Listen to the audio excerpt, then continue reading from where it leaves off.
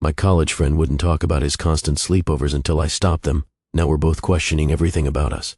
I used to think the routine was a friend, the kind of thing you don't question too much because if you do, the whole precarious balance might tumble, like that one missing nail in a rickety chair leaning comfortably, until it isn't. At night, the tension softened, wrapped in a kind of warmth that was almost familial. I'd hear Tom's even breathing next to me, feel it ripple across my back like the gentle roll of a wave lapping against the shore. It was strange how someone else's breath could mold itself into a lullaby, but it did.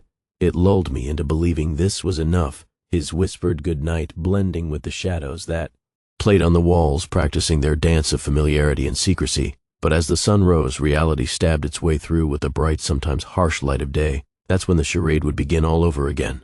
Mornings were infused with a mix of dust particles catching the sunlight and the heavy scent of stale beer that refused to dissipate. Tom would clasp my shoulder, his grip always a little too firm, a little too pointed. The slap was followed by a hearty bro, a forced note of camaraderie that neither of us really felt.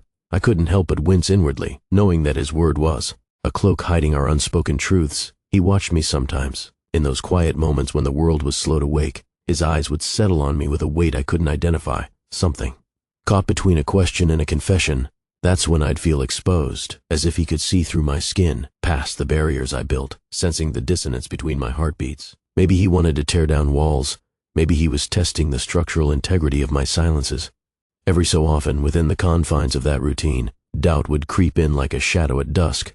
Was I chasing ambiguity because it was easier than reaching for clarity? Did the murkiness feel safer than confronting the raw possibility of words that could change everything?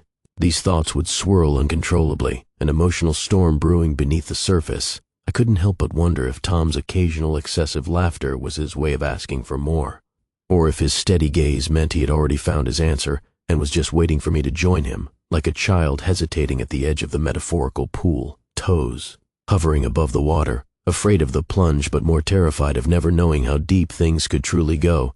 In that uncertain space between laughter and silence, one of us would have to speak the full stop into existence, or maybe we were both destined to drown in the ambiguity we crafted so carefully. The question was, who would find the courage first?